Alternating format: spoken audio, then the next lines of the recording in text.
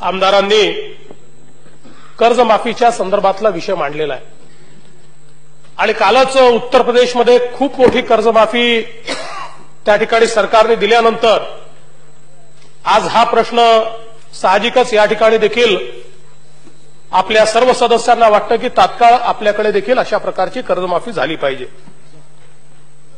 खरं म्हणजे पहिल्या दिवशीपासून सरकारची भूमिका मी अतिशय स्पष्ट सांगितली आहे की जे 31 लाख शेतकरी हे काही ना काही कारणाने ओव्हरड्यू आहेत, डिफॉल्टमध्ये आहेत, यांना कर्जातनं बाहेर काढून पुन्हा क्रेडिट वर्दी बनवायचं, त्यांना पुन्हा कर्ज मिळेल याकरता त्यांना कर्ज माफ करायचं, कर्जमुक्त करायचं, या संदर्भात राज्य सरकारची भूमिका ही सकारात्मक आहे आणि ही भूमिका केवळ या ठिकाणीच नाही तर महाराष्ट्राच्या अर्थसंकल्पामध्ये देखील आपण अतिशय स्पष्टपणे मांडलेली आहे।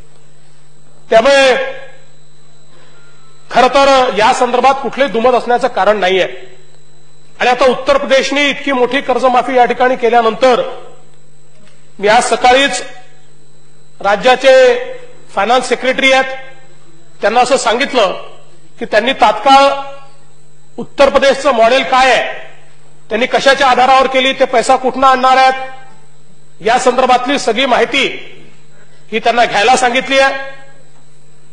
त्याचा तात्काळ त्यांना पूर्ण जो तक्ता आहे, आपल्या इथला तक्ता आहे, तोही तयार करायला सांगितलेला आहे। तमिळनाडूचा जो विषय आहे तो वेगळा विषय आणि माझं अतिशय स्पष्ट मत आहे की कर्जमाफी करायची की नाही हा राज्य सरकारचा प्रेरोगेटिव्ह आहे। हे काही उच्च न्यायालयाने आम्हाला सांगण्याची आवश्यकता नाही आहे। राज्य सरकार सक्षम आहे, राज्य सरकार घेऊ शकतं, त्यामुळे उच्च न्यायालयाने याच्यामध्ये काही सांगण्याची आवश्यकता असं मला वाटत नाही। राज्य सरकार याचा निर्णय निश्चितपणे त्या ठिकाणी घेण्याच्या दृष्टीनं अध्यक्ष महोदय सगळी माहिती संकलित करताय।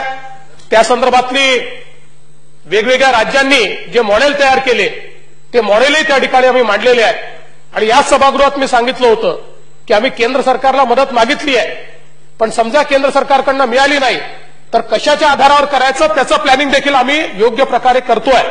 त्यामुळे मी पुन्हा एकदा या सभागृहाला सांगतो, खरं म्हणजे आमचा विरोधी पक्ष तर आज या ठिकाणी नाहीये, तो बाहेर फिरतोय। संघर्ष यात्रेच्या नावाने त्यांनी एक यात्रा काढलेली आहे, ती मला वाटते काल संपली। आता तो किती संघर्ष होता मला माहिती नाही, कशा करता होता मला माहिती नाही, मी त्याच्यावर बोलणार नाही, त्यांना त्यांचा लखलाप।